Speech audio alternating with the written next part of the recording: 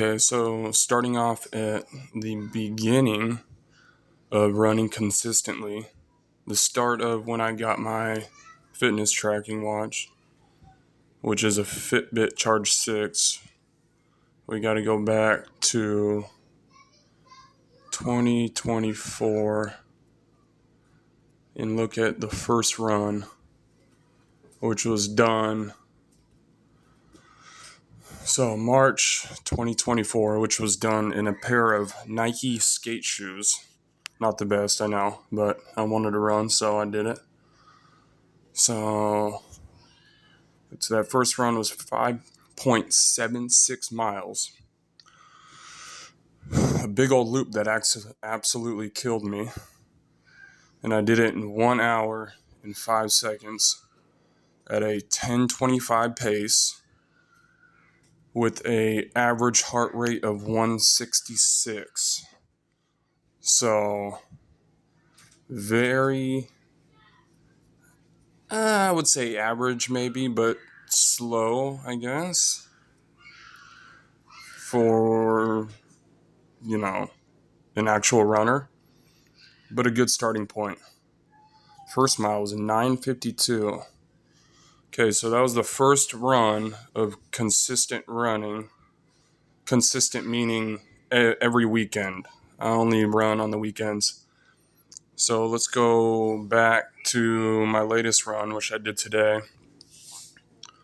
which was, let's see, January, February, March.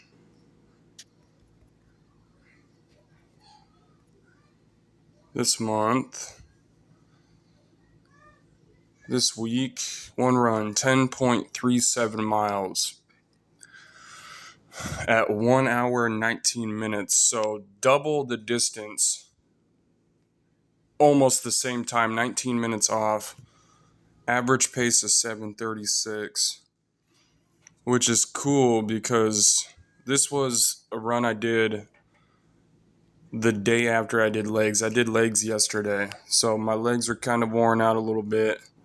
I have a half marathon coming up at the end of this month, at the end of next month, that I would like to run a 7:30 pace. That's my goal. And I'm trying to set goals that are easy for me to fail at. But a 7:30 average pace for my half marathon coming up would be something that I would love to hit. So 7:36 pace, average heart rate of 166. My first run was 10-minute pace at I forget what it was, 166. So I think it was the same heart rate. Anyways, so that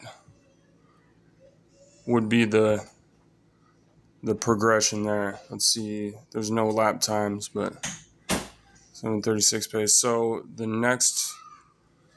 my next race is this guy right here. It's the Milltown Half Marathon in Everett, Washington. And it's right on the water here. It's elevation gain of 306 feet. So the bulk of it is right at the 2.72 miles. So this is kind of cool, is the route is right there. I live in this area. So it's right by my house. So I'm going to go next weekend and run this exact route. I'm going to download it and run it. This right here, you come around the front up here, and this is a hill going up this way. And then this loops around into a neighborhood and goes up above this road over here. And then I guess they have us turning around right there and then going back around and down. And then the finish line is right there. So So my usual pace for this amount of distance, like autopilot pace, is like a 740, 750 pace. If I could hit a 730 pace, it would be hard for 13 miles. I'm coming off a stress fracture in my legs, so I'm slowly ramping up the miles. But if I could hit that 730, I would be so happy. This is the bulk of it at the 3 mile mark, so that's not bad. After the 3 mile mark, it goes down, and then it kind of evens out.